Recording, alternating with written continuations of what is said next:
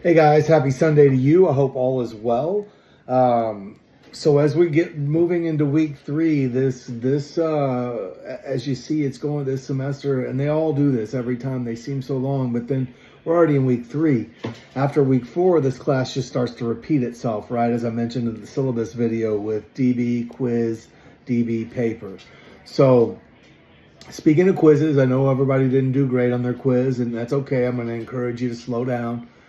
Read the material, reread it if you need to, because it is good material and it is helpful in building your foundation. As far as your grade, don't worry. I'm going to put up some bonus points today or today or tomorrow, probably today, that will help bring your grade up, so that's not a big deal.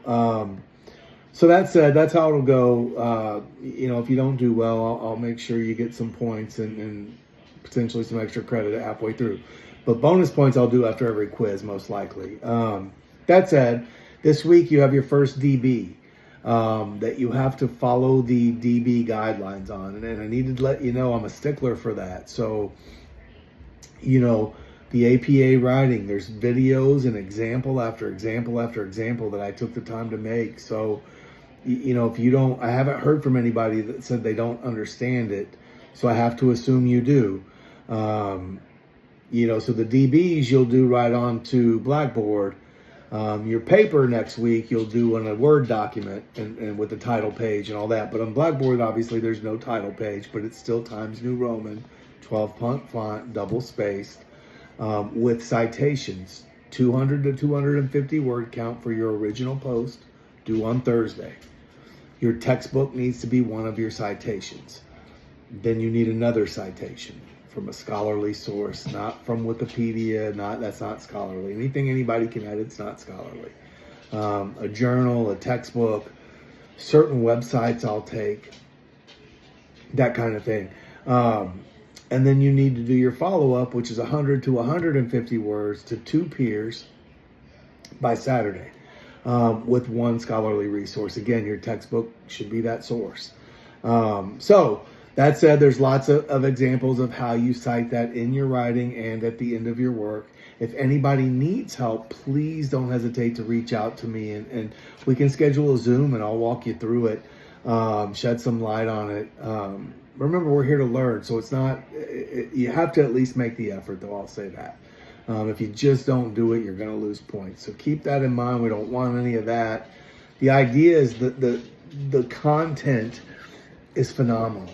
The biopsychosocial model of addiction is one of my favorite topics because for me, I think it explains so much, right? When we talk about the biology, the psychology, and the socio-environmental, meaning everything else, you'd be surprised at how that looks, right? Like from our families of origin to our spiritual beliefs, to our laws on the books, to marketers. Like, what does marketers have to do with the biopsychosocial model? Man, marketers dictate everything to us. Marketers tell us what to buy, when to buy it, where to go, how to celebrate, what to do. It's insane that really how much they have an effect in our society. That said, this explains a lot. Genetics, we know genetics play a huge role in addiction. I think it really does explain why there's not one answer for everyone's situation, and why what may work great for one person is not a solution for another. And as clinicians, we need to be on that same page, and this is why we're not AA all the time or NA all the time or anything all the time, because what worked great for me may not work great for you, right? And as a clinician, my experience is irrelevant there. It has value 100%. All of our life's experiences bring value. But to my client, my experience in AA is irrelevant. Even if they don't see that and they say, oh no, one alcoholic helping another or one addict helping another. I couldn't agree more in the certain setting. In a self-help setting like Alcoholics Anonymous or Narcotics Anonymous, absolutely.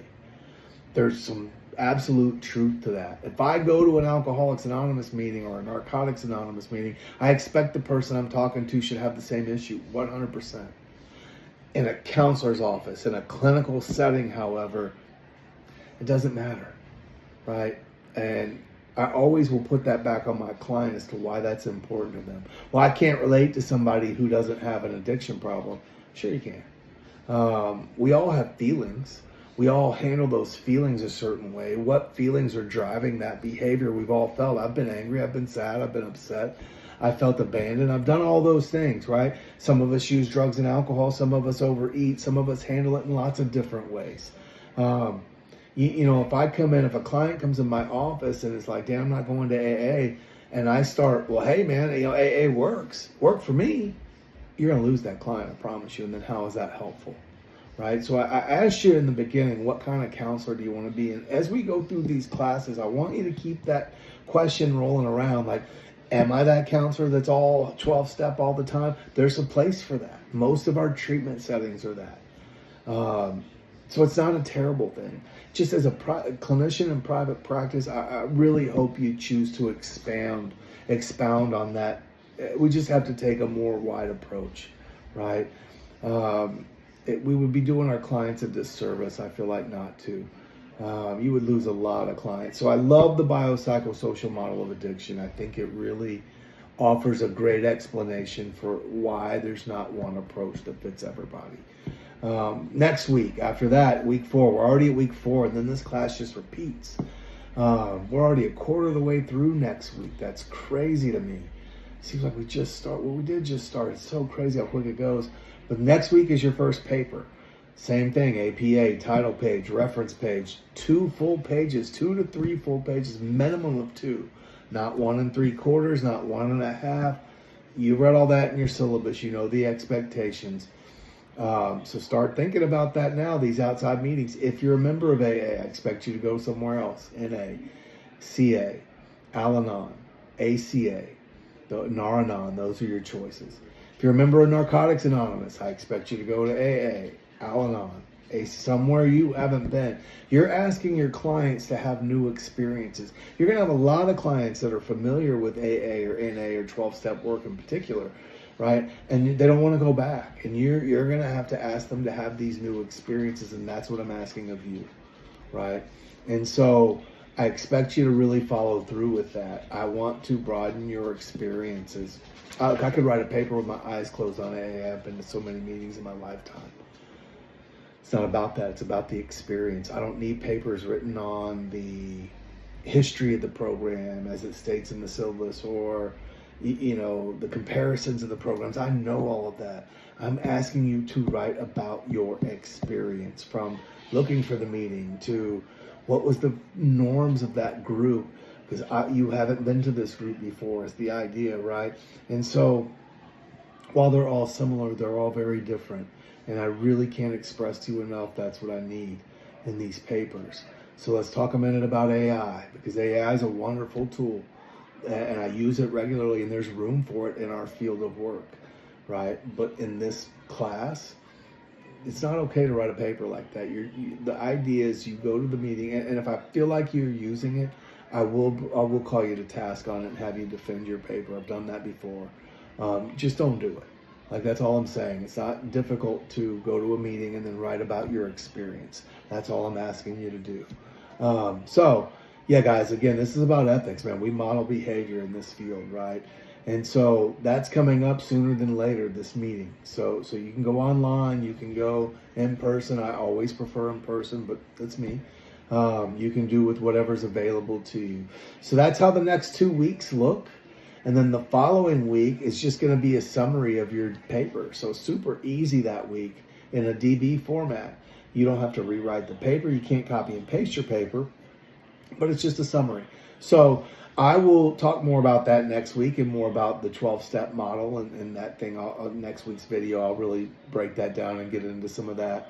I will put the bonus points up as soon as I'm done making these couple videos, so don't worry about that as far as your quiz grades. You'll be able to pull those up, hopefully. Guys, if I can be of any assistance, please don't hesitate to email me. We'll talk soon.